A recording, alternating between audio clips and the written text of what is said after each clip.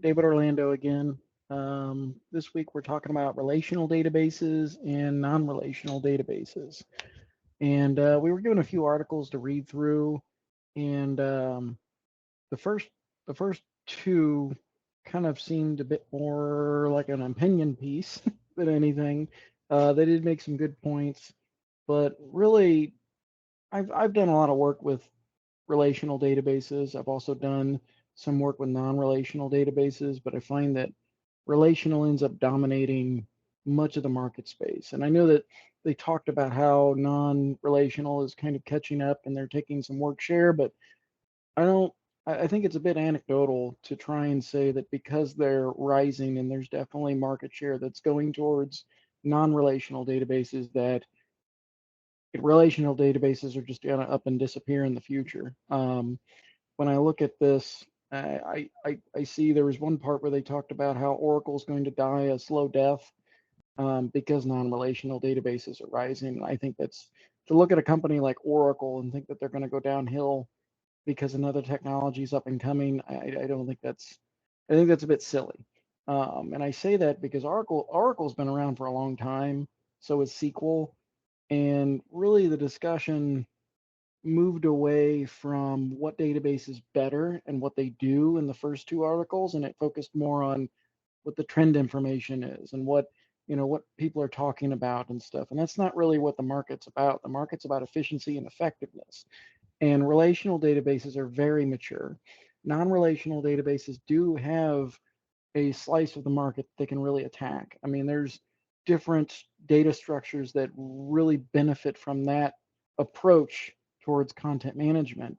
Um, and really configuration management, for an example, would be a good one. But I don't think relational databases are going extinct in the future. I just don't. And what that comes down to is these two different types of approaches to a database management system both have their optimal utility points. And what that is relational databases are better at some types of workloads and tasks where we require a specific thing to be done with that data.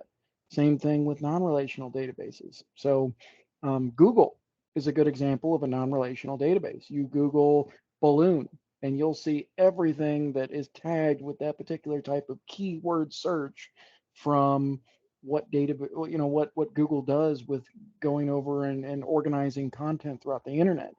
But when it comes to storing credit information and customer information and doing big data analysis, there's a lot of practical application where just relational databases are going to be better suited for that task. I do like the third article where they talk about eventually having a combination of the two. And this is something that I've dealt with more, especially in the past couple of years, where you have a bunch of relational databases out there connected to all different types of applications. They've got all this big data. And what you want to do is connect the unstructured data between those databases together and create workflows that really pull from both. And that's where your REST APIs and your SOAP APIs and a lot of those connections come into play.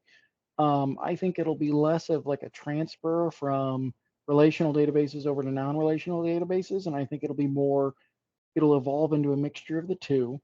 And then I think unstructured data automation utilities and applications will become more popular as those markets start to really level off where they're eventually going to be. I think SailPoint and Okta and some of those unstructured data and identity management tools will expand out to more content and attributes than just identity data and stuff. They're really focused on that right now because that's what the industry wants and needs and what people are willing to pay for. But I think that's going to expand over time. That's my thoughts on it. I appreciate any feedback, any counter argument. I think this could be a really good conversation. Thanks, everybody.